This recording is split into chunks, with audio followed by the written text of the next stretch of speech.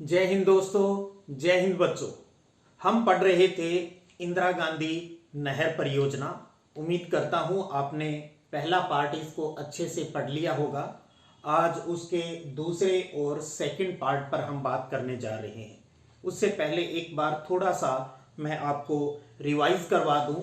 जैसे कि आपने समझा भी, व्यास और सतलज नदी के संगम पर बना है हरिके बैराज और यहां से निकाली गई है अपनी ये इंदिरा गांधी नहर। इंदिरा गांधी नहर हरिके बैराज से लेकर मसीतांवाली हेड तक राजस्थान फीडर के नाम से जानी जाती है, जिसकी लंबाई 204 किलोमीटर है, क्योंकि यहां से अन्य इसके कहीं भी पानी का इस्तेमाल है वो नहीं किया जाता है। और मसीतांवाली हेड जो कि मेरी ही तहसील का गांव है और हनुमानगढ़ डिस्ट्रिक्ट में पड़ता है, मसीतांवाली हेड से लेकर जैसलमेर जिले के मोहनगढ़ तक इस नहर को कहा जाता है मुख्य नहर। ध्यान दीजिएगा, एक बार फिर कह दूं, इंदिरा गांधी नहर है वो हरिके बैराज से लेकर मोहनगढ़ तक है, जिसमें मसीतांवाली हेड तक राजस्थान फीडर और मसीतांवाली हेड से लेकर मोहनगढ़ तक मुख्य नहर के नाम से जानी जाती है। उसके बाद एक उप शाखा निकाली गई है जिसका नाम है बाबा रामदेव उप शाखा, जिसका पुराना नाम है वो बरकतुल्ला खां उप शाखा था, जो कि वर्तमान में इसका नाम बाबा रामदेव उप शाखा है। तो इसलिए अंतिम छोर इसका कौन सा हो गया? गडरा रोड, क्योंकि इसका हिमालय का पानी रेगिस्तान में कहां तक जा रहा है? पश्चिमी राजस्थान के गडरा रोड तक जाता है। तो अंतिम छोर आपसे पूछे तो गडरा रोड है अंतिम दूरी जो है। लेकिन नहर की जो टोटल लंबाई है वो 649 किलोमीटर है। वो कहां तक है? मोहनगढ़ तक। एक चीज मैं यहां और बता दूं, क्योंकि मेरे गांव से, मेरे इलाके से जुड़ी हुई बात है भी, राजस्थान में इंदिरा गांधी नहर का प्रवेश कहां होता है? हमने कहा मसीतांवाली हेड तक इसका नाम राजस्थान फीडर है, लेकिन ये राजस्थान का यहां पहला गांव नहीं है। यहां से लगभग 35 किलोमीटर पहले एक गांव पड़ता है मेरे ही गांव के पास। मेरे गांव का नाम कुलचंद्र है, जहां से इंदिरा गांधी नहर गुजरती है। उससे पहले गांव है खारा खेड़ा। ध्यान दीजिए, आपके नॉलेज के लिए बता रहा हूं, गांव का नाम है खारा खेड़ा, टिब्बी तहसील का गांव है। तो खारा खेड़ा गांव से ये राजस्थान में प्रवेश करती है। कभी आपको भविष्य में जरूरत पड़ जाए तो आपके नॉलेज के लिए बता रहा हूं बस। तो टिब्बी तहसील का गांव है खारा खेड़ा, वहां से ये राजस्थान में एंट्री करती है। उससे पहले 169 किलोमीटर तो ये पंजाब और हरियाणा में बहती है। और खारा खेड़ा गांव से मसीतांवाली हेड 35 किलोमीटर है, जो राजस्थान फीडर का ही हिस्सा है। और मसीतांवाली से मोहनगढ़ तक मुख्य नहर, और मुख्य नहर से आगे लास्ट में एक उप शाखा निकली हुई है जिसका नाम बाबा रामदेव, जो गडरा रोड तक जाती है। 165 किलोमीटर की ये लंबाई है। यहाँ ये चीजें हम अच्छे से पढ़ चुके थे, यानी इंदिरा गांधी नहर की जितनी भी बेसिक बातें थी वो हमने इस प्रकार पहले वीडियो में पढ़ ली है। आज हम क्या पढ़ने जा रहे हैं, अब हम उस पर बात कर लेते हैं। आज हम इंदिरा गांधी नहर की मुख्य जो शाखाएं हैं, ब्रांच है, उन पर बात कर रहे हैं। और इंदिरा गांधी नहर की जो प्रमुख लिफ्ट नहरें हैं उनकी हम बात करने जा रहे हैं। और साथ में इसके लाभ क्या है, इंदिरा गांधी नहर से पश्चिमी राजस्थान को क्या लाभ हुआ, उस पर हम बात करेंगे। और इन सारी चीजों को समझने के बाद लास्ट में आपको एक वीडियो के माध्यम से भी जो ये लिफ्ट नहरें हैं इनकी जानकारी है मैं उपलब्ध करवाऊंगा। तो मैं आपको यही सलाह दूंगा आप सब बच्चों को, अगर आप वास्तव में कुछ सीखना चाहते हो, नॉलेज बढ़ाना चाहते हो, तो वीडियो को पूरा देखा करो। आधा अधूरा देखकर, कहते हैं ना, आधा ज्ञान हमेशा ही नुकसानदायक होता है। और आप तो सर्वज्ञानी हो भाई, तो समझा करो इन चीजों को और अच्छे से समझिएगा इन चीजों को। सबसे पहले अब इंदिरा गांधी नहर की हम जो प्रमुख शाखाएं हैं, जो प्रमुख शाखा नहरें निकली हुई है, उनकी बात कर ली। उसमें आपको सबसे पहले तो मैं ये बताना चाहूंगा, प्रमुख जो शाखा नहरें हैं उनकी संख्या कितनी है? 9 है, ये ध्यान दे लीजिएगा। और इंदिरा गांधी नहर कहां से कहां बह रही है? ये देखिए, उत्तर, ये पश्चिमी इलाका आ गया, पूर्व, उत्तर पूर्व से लेकर दक्षिणी पश्चिम की तरफ, इस प्रकार ये इंदिरा गांधी नहर का ढाल है। क्योंकि पानी कहां चलता है, हमेशा ऊंचे स्थान से नीचे स्थान की ओर पानी बहता है, तो ये इसके बहने का ढाल है। एक चीज मैंने आपको पहले भी बताई कि एक और बता देता हूं, किसी भी जब पाठ्य पुस्तक को आप देखते हो तो उसमें जो भी मानचित्र या कोई आपको कोई भी पिक्चर दिखाई देती है तो उसका राइट और लेफ्ट हिस्सा कौन सा है, क्योंकि जैसे अब मेरे सामने अगर ये किताब है तो मैं इसके सामने देखूंगा तो मेरा हाथ ये राइट है, तो मुझे क्या लगेगा भी उस डायग्राम का भी ये राइट हिस्सा है। नहीं, आपको उस किताब को इस प्रकार से मानना है, जैसे मैंने ये हाथ को मोड़ा है, आप मान लीजिए जैसे ये यहाँ पर राजस्थान का एक साइड का मानचित्र बनाया है, तो अब मैं इसके सामने देखने की बजाय इसी की तरफ, जैसे आपकी तरफ देख रहा हूं, उस हिसाब से आपको सोचना है। तो अब जो मेरा लेफ्ट है वो इस मानचित्र का लेफ्ट है और मेरा जो राइट है वो इस मानचित्र का राइट है। ठीक है, इस हिसाब से नहीं समझना है आपको, इस हिसाब से फ्रंट साइड से ही समझना है। ठीक है, तो ये है इस इंदिरा गांधी नहर की जो लेफ्ट साइड है और ये राइट साइड है, ये समझ लीजिएगा अच्छे से, ये लेफ्ट साइड है और ये राइट साइड है इसकी।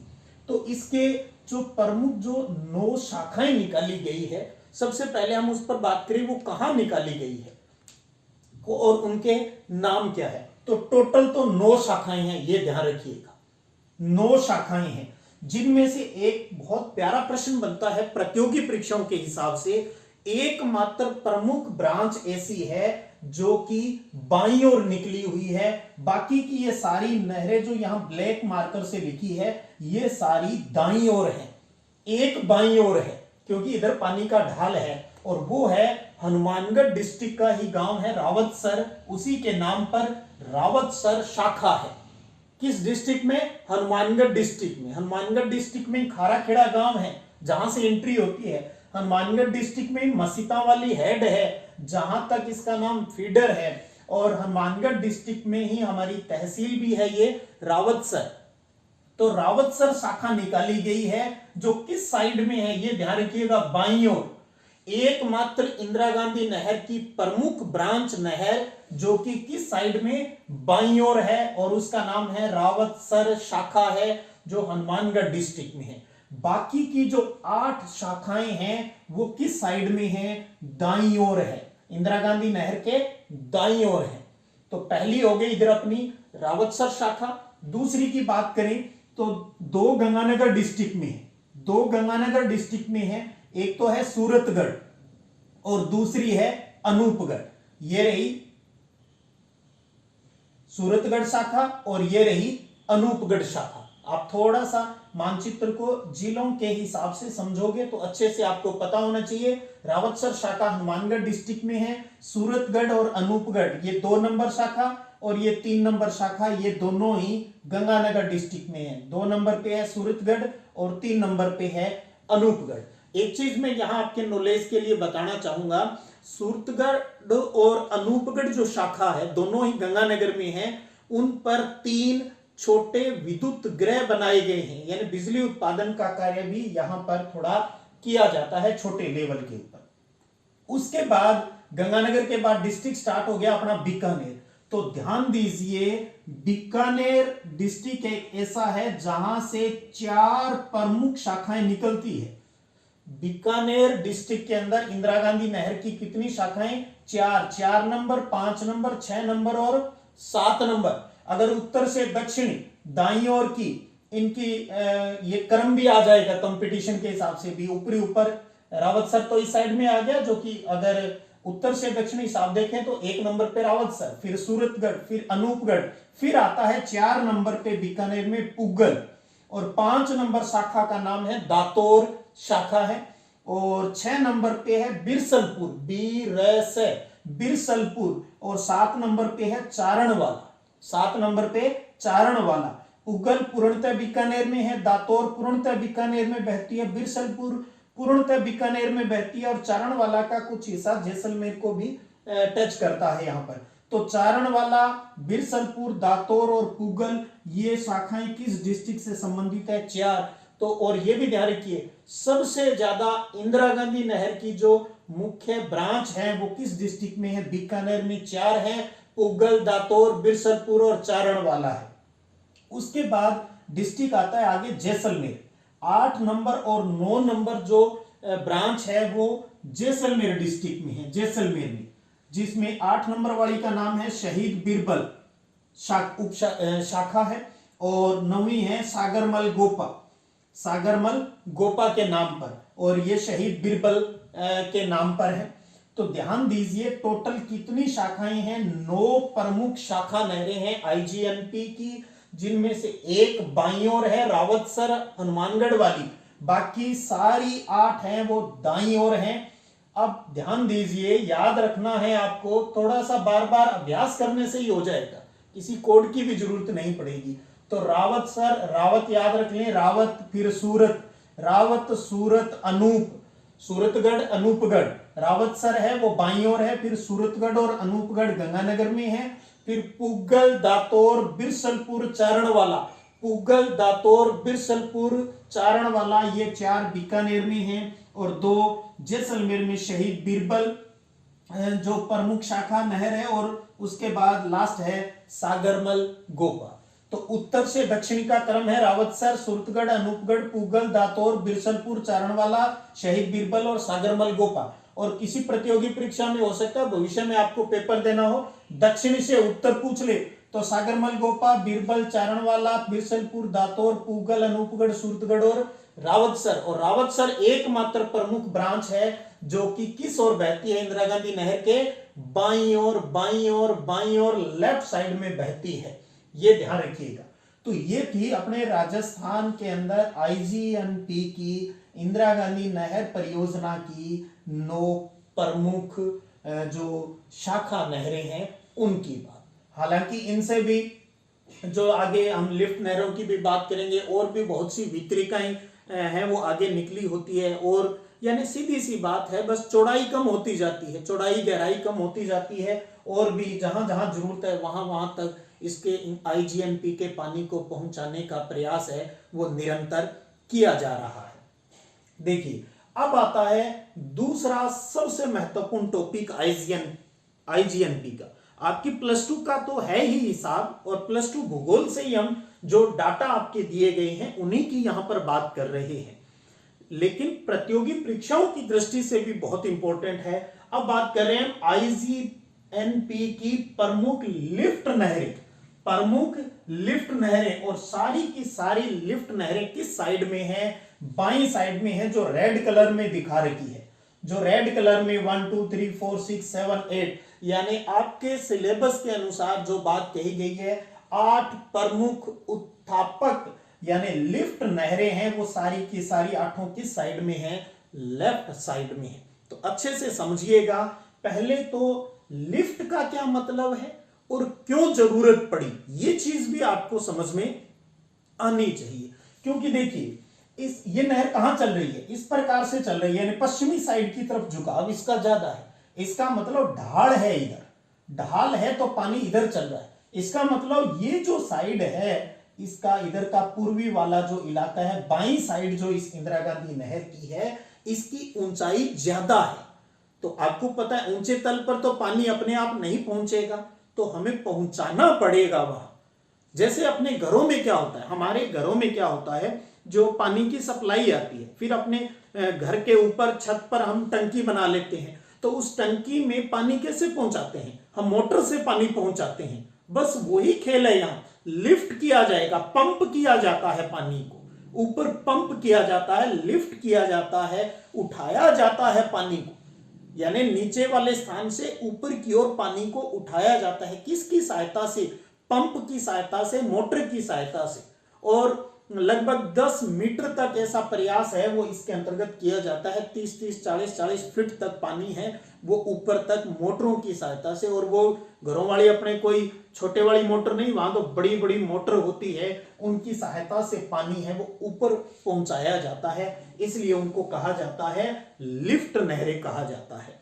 तो आप समझ गए होंगे कि लिफ्ट नहर क्यों कहा जाता है।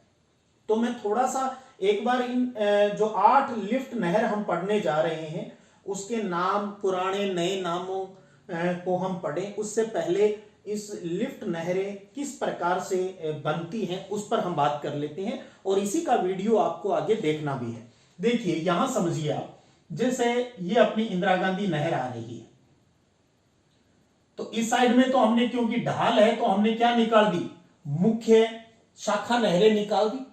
ठीक है, इस साइड का जो स्थान है, जमीन है, वो ऊंची है, तो शाखा नहीं निकाली हमने, क्या निकाली, लिफ्ट नहरें निकाली। हम ये समझ रहे हैं कि लिफ्ट अब कैसे बनाते होंगे। देखिए, हमें इधर पानी पंप करना है तो हम क्या करते हैं, यहां इससे एक थोड़ी दूरी पर एक इस प्रकार से ब्रांच निकाल लेते हैं। वो कितनी भी दूरी पर हो सकती है, क्योंकि हमें इस इंदिरा गांधी नहर के पानी को इधर लाना है। अब इधर का ऊंचा स्थान है, तो यहां पर बनाया जाता है एक pumping station. Pumping station, pumping station इसलिए कहते हैं क्योंकि यहां पर बड़ी बड़ी मोटर है वो लगी हुई होती है, तो यहां तक तो पानी अपने आप ही आ जाएगा क्योंकि इसी के लेवल का है। तो यहां पर पंपिंग स्टेशन बनाया जाता है, इसके ऊपर पानी को बड़ी बड़ी मोटरों की सहायता से पाइपों के माध्यम से ऊपर पहुंचाया जाता है। तो यहां से पाइपों के माध्यम से पानी है वो ऊपर पहुंचाया जाता है। 5-5, 6-6 बड़ी बड़ी डायामीटर की पाइपें हैं वो होती है, और यहां पर ये पाइपें हैं वो अपना पानी इस नहर में डाल देती है। तो पानी यहां आ गया इस पंपिंग स्टेशन से, पंपिंग स्टेशन कह देता हूं, जिसको इसको कहते हैं हम अपस्ट्रीम, और ये डाउन स्ट्रीम, पानी यहां पर डाला। ठीक है, तो यहां डायग्राम में एक दिखाई दे रही है, ऐसी 5-5, 6-6, 7-7 बड़ी बड़ी डायामीटर की पाइपें होती है, और पंप की सहायता से बड़ी बड़ी मोटर होती है, उनसे पानी पंप किया जाता है। और जहां तक ये समतल है या एक जैसा रहेगा वहां तक ऐसे पानी आगे पहुंचता रहेगा उन नहरों से। और फिर भी अगर जरूरत पड़े, भी आगे का तल और ऊंचा आ गया, तो फिर क्या कर दिया जाता है, यहां पर फिर पंपिंग स्टेशन बना दिया जाता है, और फिर उसके पानी को फिर ऊपर जो पंप कर दिया जाता है, पाइपों से ऊपर पानी है वो फिर पहुंचा दिया जाता है, और फिर आगे पानी चलता रहता है। तो इस प्रकार जितनी जरूरत होती है उस हिसाब से उतनी दूरी पर पंपिंग स्टेशन बना लिए जाते हैं।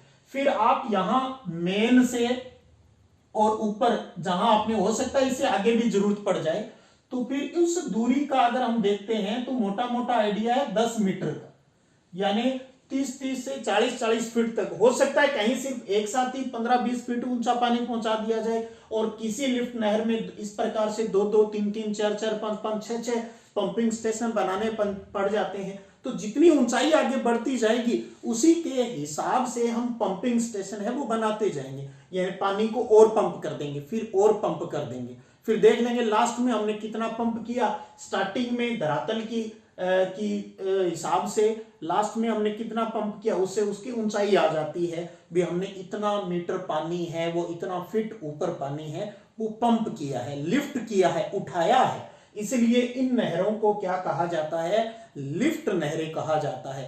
क्यों नौबत पड़ी, क्योंकि ये बाईं साइड का जो धरातल है वो ऊंचा है। समतल होता तो शाखाएं निकाल देते, लिफ्ट नहरों की आवश्यकता ही हमें नहीं पड़ती। तो उम्मीद करता हूं आप समझ गए होंगे किस प्रकार से ये पानी है वो लिफ्ट इसमें किया जाता है। अब हम एक एक करके उत्तर से दक्षिणी, यानी पहले कौन सी है, फिर कौन सी है, फिर कौन सी है, उस हिसाब से लिफ्ट नहरें पढ़ते हैं। आपको +2 के हिसाब से तो सिर्फ नाम ध्यान में रखना है। प्रतियोगी परीक्षाओं में तो यह भी पूछ लिया जाता है कौन सी सबसे बड़ी है, कौन सी सबसे छोटी है, किस लिफ्ट नहर से कितने डिस्ट्रिक्ट को पानी है वो पहुंचता है, ऐसे तरीके के। तो कम से कम हम यहाँ +2 में ये चीजें तो सीख ही लें भी कौन सी हैं और कहाँ और उनके नाम क्या है। तो ध्यान दीजिए, सबसे पहले जो लिफ्ट नहर उत्तरी साइड में नंबर 1 जो दिया है, रेड कलर में दिखाई है, इस लिफ्ट नहर का नाम है चौधरी कुंभाराम आर्य लिफ्ट नहर। चौधरी कुंभाराम, किसान आंदोलन पढ़ते हो आप इतिहास में तो वहां पर नाम आता है। तो चौधरी कुंभाराम आर्य लिफ्ट नहर है वो सबसे ऊपर, और इसका पुराना जो नाम है वो नोहर साहवा के नाम से ये जानी जाती है। नोहर इनका गांव है गंदेली, गंदेली साहवा बोल दो, साहवा चूरू में है, और नोहर है वो हनुमानगढ़ डिस्ट्रिक्ट में है। तो पुराण आप यहां देखेंगे ब्लैक इंक से मैंने जो ब्रैकेट में इनके जो नाम लिखे हैं ये इन लिफ्ट नहरों के पुराने नाम हैं जो कि जगह के नाम पर थे। बाद में इनके नाम चेंज करके किसी प्रसिद्ध व्यक्ति के, किसी जो हमारे जो लोक देवता है उनके नाम पर, इसके योजनाकार के नाम पर, या जो हमारे आंदोलनों में हमारे देश की आजादी में जिनका प्रमुख रोल रहा उनके नाम पर उनका नामकरण है वो कर दिया गया है।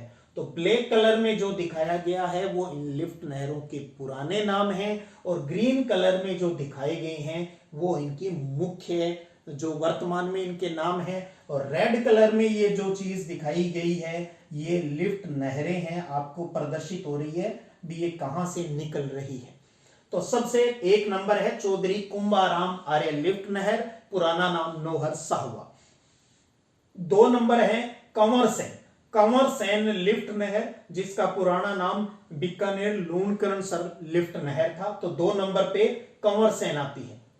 चौधरी कुंभाराम की बात करें तो यह हनुमानगढ़, बीकानेर, चूरू और झुंझुनू डिस्ट्रिक्ट तक है वो पानी है वो उपलब्ध करवाती है। दूसरा आता है कंवर सेन लिफ्ट की अगर हम बात करते हैं तो कंवर सेन लिफ्ट है वो बीकानेर डिस्ट्रिक्ट में है, पुराना नाम इसका बीकानेर लूणकरणसर है। तीसरी लिफ्ट नहर है पन्नालाल बारूपाल, जिसका पुराना नाम गजनेर है, और इससे बीकानेर और नागौर डिस्ट्रिक्ट को है वो लाभ मिलता है, पानी पहुंचता है, पन्नालाल बारूपाल। चौथी आती है वीर तेजाजी लिफ्ट नहर है, जिससे बीकानेर डिस्ट्रिक्ट को लाभ पहुंचता है, जिसका पुराना नाम बांगड़सर है। बांगड़सर वर्तमान नाम इसका वीर तेजाजी है, लोक देवता हमारी तेजाजी हैं, उनके नाम पर रखा गया है इसका नाम। 5वीं लिफ्ट नहर आती है डॉक्टर करणी सिंह, और डॉक्टर करणी सिंह लिफ्ट नहर का पुराना नाम कोलायत लिफ्ट नहर है, जिससे बीकानेर और जोधपुर डिस्ट्रिक्ट को फायदा होता है डॉक्टर करणी सिंह लिफ्ट नहर का। 6ठी लिफ्ट नहर है आपकी झांबोजी के नाम पर गुरु जंबेश्वर लिफ्ट नहर, जिसका पुराना नाम है फलोदी लिफ्ट नहर है, जिससे बीकानेर, जैसलमेर और जोधपुर को फायदा मिलता है। 7वीं है राजीव गांधी लिफ्ट नहर है, जिसका पानी है वो जोधपुर शहर तक पहुंचता है, इसका पुराना नाम जोधपुर लिफ्ट नहर है। तो 7वीं है अपनी राजीव गांधी लिफ्ट नहर, जैसलमेर के मदासर गांव है वहां से ये निकलती है, और इससे जैसलमेर और जोधपुर को फायदा है, और मुख्यतः ये जोधपुर सिटी को पानी पहुंचाने के लिए निकाली गई थी। और अंतिम है आपके 8वीं लिफ्ट नहर है जय नारायण व्यास लिफ्ट नहर, जिससे जैसलमेर और जोधपुर डिस्ट्रिक्ट को फायदा मिलता है, और इसका पुराना नाम है पोखरण। तो ये 8 लिफ्ट नहर हमने उत्तर से दक्षिणी उनके नाम क्या है वो हमने पढ़े। एक बार पुनः देखिए, 1 नंबर पे है चौधरी कुंभाराम आर्य लिफ्ट नहर, नंबर 2 कंवर सेन लिफ्ट नहर, नंबर 3 पन्नालाल बारूपाल लिफ्ट नहर, नंबर 4 वीर तेजाजी लिफ्ट नहर, डॉक्टर करणी सिंह लिफ्ट नहर, गुरु जंबेश्वर लिफ्ट नहर, राजीव गांधी लिफ्ट नहर और जय नारायण व्यास लिफ्ट नहर है। आपसे परीक्षा में इसे पूछा जा सकता है 4 लिफ्ट नहरों के नाम बताओ, कोई 4 प्रमुख शाखा नहरों की, उस सिचुएशन में तो आप कोई भी नाम है वो जो इनमें आपके याद रह जाए वो लिखने हैं। कोशिश कीजिएगा, भविष्य में आपके काम आने वाली चीज है, इनके पुराने नाम भी कई बार प्रतियोगी परीक्षाओं में पूछ लेते हैं, तो वो भी आप धीरे धीरे कोशिश करें ये आपके अच्छे से याद रह जाए। तो कुंभाराम कंवर सेन, कुंभा कंवर पन्ना तेजा करणी जंब राजीव जय। ठीक है, तो इस तरीके से किसी भी तरीके से आपके तुकबंदी करनी है जो आप इजी महसूस करें।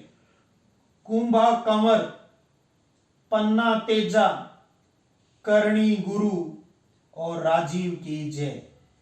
तो कुंभाराम, कंवर सेन, पन्नालाल, तेजाजी, करणी जी, झांबोजी, राजीव और जय नारायण व्यास, ये प्रमुख 8 लिफ्ट नहरें हैं जो किस साइड में हैं? बाईं साइड में है, आईजीएनपी के बाईं साइड में, क्योंकि तल ऊंचा है इसलिए, और कैसे पानी पंप किया जाता है उसकी बात भी हमने यहां पर की।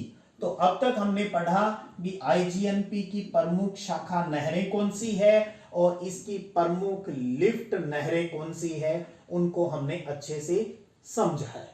अब हम वीडियो से भी इसको समझने की कोशिश करते हैं भी पानी किस प्रकार है वो लिफ्ट किया जाता। देखिए अप स्ट्रीम साइड है जहां से पानी अप किया जाएगा, ये पंपिंग स्टेशन है जहाँ मोटर लगी हुई है और ये डाउन स्ट्रीम साइड है जो लगभग ज़मीन से 10 मीटर ऊंची है। अब आप देखिए भी कैसे पाइपों से पानी है वो ऊपर पंप किया जाता है। आप यहाँ पर अब बड़ी बड़ी पाइपें देखेंगे।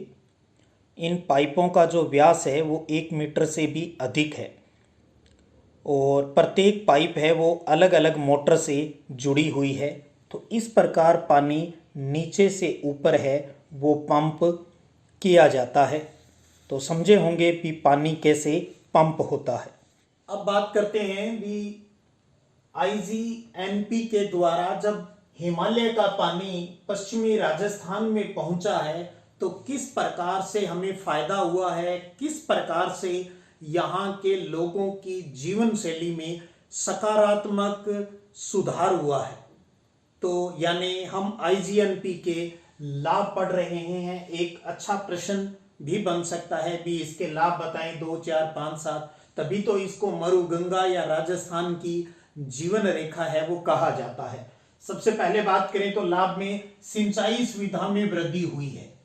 IGNP इंदिरा गांधी नहर के आने से सिंचाई सुविधा में वृद्धि हुई है। पहले जो हम सिर्फ मानसून पर निर्भर थे भी बारिश होगी तो ही खेती होगी वरना नहीं होगी, उससे हमें कुछ जो पिंड छूटा है हमारा, तो सिंचाई सुविधा में इससे वृद्धि हुई है। जब सिंचाई हो रही है अच्छे से खेतों में तो सीधी सी बात है कृषि उत्पादन में भी वृद्धि हुई है। तो सिंचाई सुविधा में इससे वृद्धि हुई है तो कृषि उत्पादन में भी इससे वृद्धि हुई है और पीने के पानी की आपूर्ति में भी वृद्धि हुई है, पेयजल आपूर्ति में वृद्धि हुई है।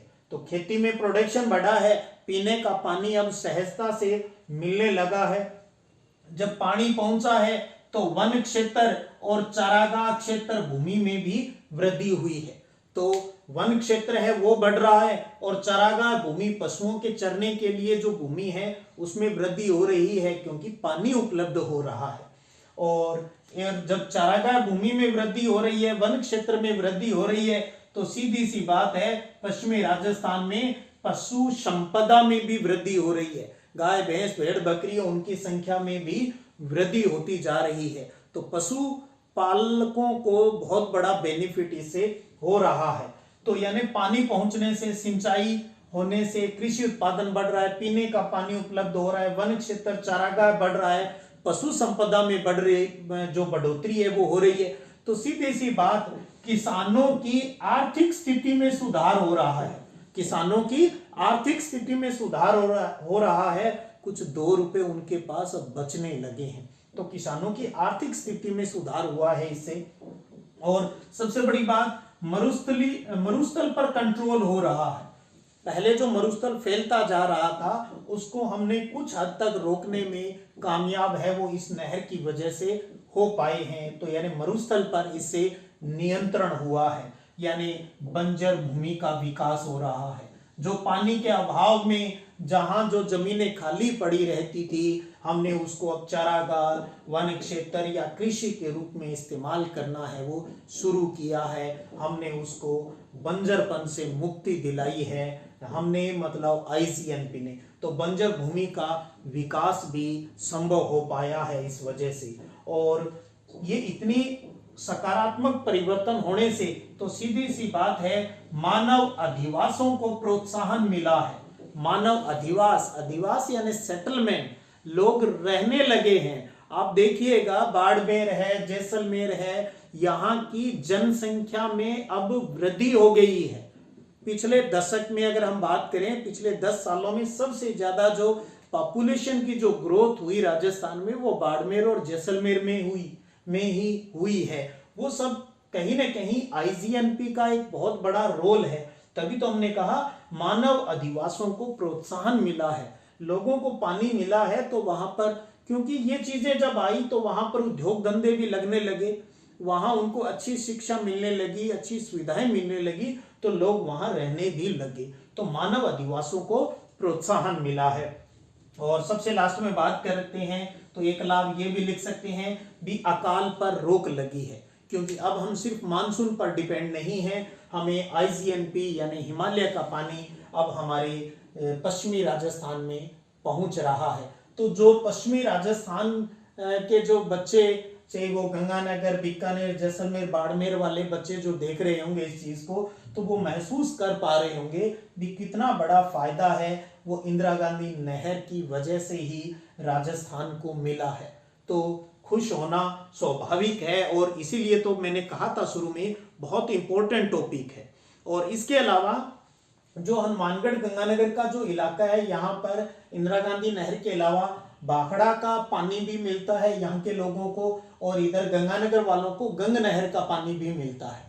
तो यानी रावी, व्यास और सतलज, रावी व्यास समझौता और सतलज समझौते से जितना पानी मिलना चाहिए, तो उनका सबसे ज्यादा पानी तो आईजीएनपी के द्वारा मिलता है अपने को, उसका कुछ हिस्सा गंग नहर के माध्यम से मिल जाता है, और कुछ हिस्सा हमें भाखड़ा जो सिंचाई परियोजना है उससे मिल जाता है। तो हनुमानगढ़ गंगानगर को भी इस चीज का बड़ा फायदा मिला है, इस समझौते का भी उनको जो इलाका है वो ज्यादा डेवलप हो रहा है कृषि की दृष्टि से, तो किसानों की आर्थिक स्थिति है वो और वो उसमें जो बढ़ोतरी है वो हो रही है। बस एक ही चीज कहूंगा, फिर भी पानी को हमें वेस्ट नहीं करना चाहिए। जल है तो कल है, हमें वाटर हार्वेस्टिंग सिस्टम भी अपनाना चाहिए। जल बचत पर, जल संरक्षण पर भी हमें कार्य है वो करना चाहिए। तो उम्मीद करता हूं आज की इस वीडियो क्लास के साथ ही आपको इंदिरा गांधी नहर परियोजना अच्छे से समझ में आ गई होगी। फिर भी आपका कोई प्रश्न है तो आप मुझसे पूछिएगा कमेंट के माध्यम से, और मैं उनके जवाब दूंगा। फिर मिलते हैं, तब तक जय हिंद, जय भारत।